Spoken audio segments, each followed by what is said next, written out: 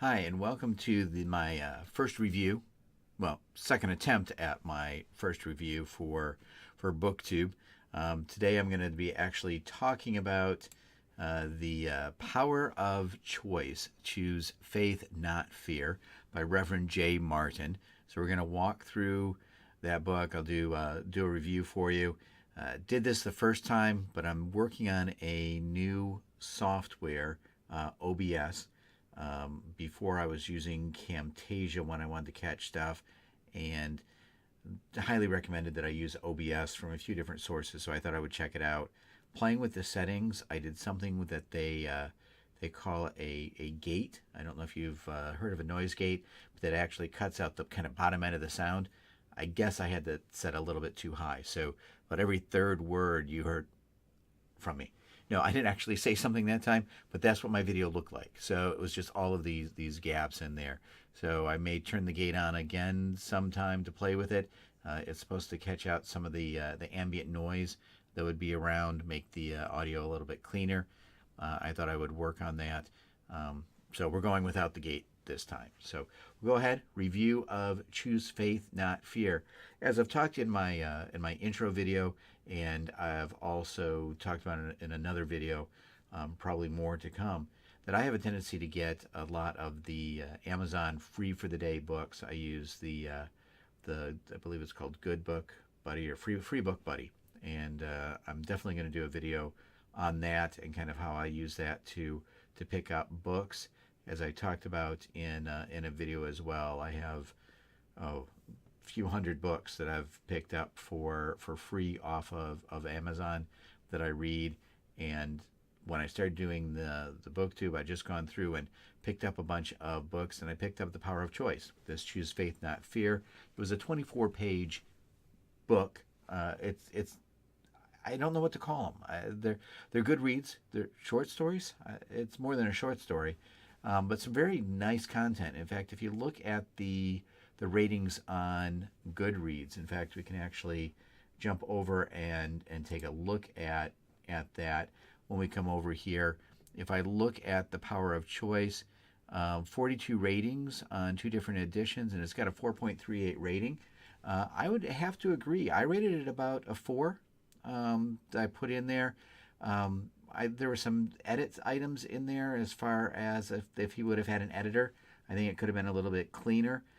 It wasn't anything distracting, just a couple little spots where the phrase didn't quite work right, wrong tense of a verb. Other than that, I thought it was really good. He does have other works out here. It says that he has 36 distinct works.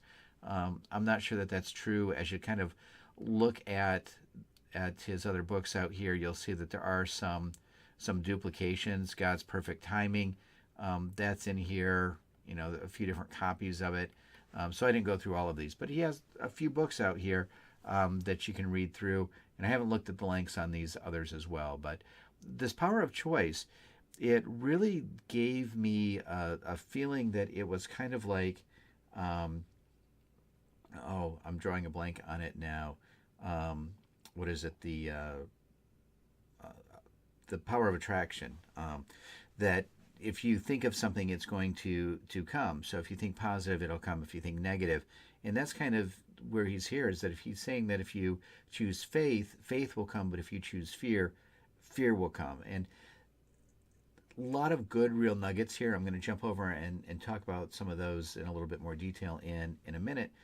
But some of his negative side of things, they really struck me almost like a parable sense to it. And then one or two of them, he gave specific examples. One he was present for where something negative happened. Another, he actually gave a true story. And the story was one that I had heard before. And it struck me before. It's kind of an urban myth about a gentleman that was stuck in a refrigerator car and froze to death, but the refrigeration unit wasn't running. So that's one actually that I actually want to go look up and see. This is the second time I've heard that story now. I'm always curious if those are true or not. So I'll go in and take a look at that and see if that was truly the case, or if this is just an urban myth out there, a story that kind of gets passed along. So I don't know as I like the negative side of it, that it was too much that if you believed in fear, then bad things would happen to you. I agree with having faith and really trusting and moving forward and not having a lot of worry. So I agree with that piece of it. I just didn't like how negative that was, and that law of attraction piece. So just some different notes that I had, and we're going to see if this works. I've been playing with my new tools with OBS, also looking at how we can zoom. So hopefully I don't give too many of you whiplash as we jump in on this here. And just some notes, some highlighting that I did in the book as I went through it. So when people say I'm afraid to apply for a new job or afraid of marriage, they don't realize it, but they're choosing fear instead of faith. And this was that part that I know he has to get his point across, but I just thought there was too much on the fear side. But I like this. What we focus on is what is going to take root. So that's true. We really need to make sure that we're focusing on the positive, focusing on kind of the negative pieces of it. Stop inviting defeat, sickness, and worry into your life. Start encouraging victory. He says that he makes it a point not to agree with fear, doubt, or disappointments. We're all going to doubt ourselves at times. We're going to have disappointment. He strongly encourages you to turn away from that.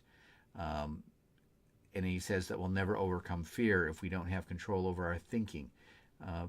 That's probably true as well. We really need to control what we're thinking about. And then he's got a chapter on Old MacDonald. Some of the titles I thought were a little bit strange. But when we agree with what we fear, it can come to pass. This one I highlighted because I want to make sure that I mention this in the review, and I think I've done it a few times now, so I'm probably just harping on it a little bit too strong. But how much he focused at different points in this 24 pages about if you believed in fear, if you feared something, then that thing could come into your life. So if you believe that you could get hit by a car walking to the store, that you would get hit by a car. Now that's not an example he used. That's my example. But those are the types of stories that are in here. So he's talking about that. The first place that we lose the battle is in our thinking. So we don't want to lose that battle. I agree here. Fear presents itself much bigger than it is, and talks about words and actions. Let's zoom back out here so I can zoom in down on the bottom. And then here, let's get zoomed in. Where do we go? There we go.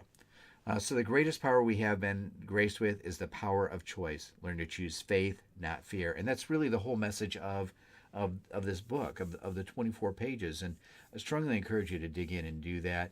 And then I did note about the author. I talked about some of his English language. And he does, about the author section, it did said that he lives in the northwest coast of Ireland. So I'm sure that there is a little bit of a language difference there as well. But yeah, so 4 out of 5 stars. It's not great. It's not some literary piece of work, but it's a very encouraging piece, and it really gets you thinking, gets you focusing on the positive. So I really strongly, encourage you. Right now, I think it's back to 99 cents. So it's not the free book anymore, but it's 99 cents. If you got 99 cents and you want to do a real quick read, I mean, I zipped through it pretty quick. I picked it up before I was headed to bed, crawled into bed, read through it, and had it done before I drifted off. So in any case, been putting in a lot of hours, working on a couple different projects, and I think I said, did I say good evening? It's about 2:30 in the morning here. So I'm going to wrap this up. I'm probably going to see if I can't get it to render really quick, and I'll actually post it. You'll find out with a lot of my videos, I'm not a lot into editing, which I'm really liking about this OBS. OBS actually allowed me to do all those effects. So the book right here, I'm actually able to do that right within OBS. I have the ability to turn it on and off. I actually load that up before I start doing the video. So if you're looking at doing some of these videos where you're doing the pieces and parts and you're not doing anything, OBS is free. Took me not too long to figure it out. I've been working on technology stuff for a while, but yeah, go ahead and try OBS out. My only recommendation is don't play with those extra settings, especially those sound settings, especially the noise gate when you're just getting ready to record. Do some more practicing on that. And this is blurry. We need to get this focused some more. I think I got a new camera coming, so we'll get that up and running as well. So have a great evening, have a great weekend, and we'll catch up with you on my next video.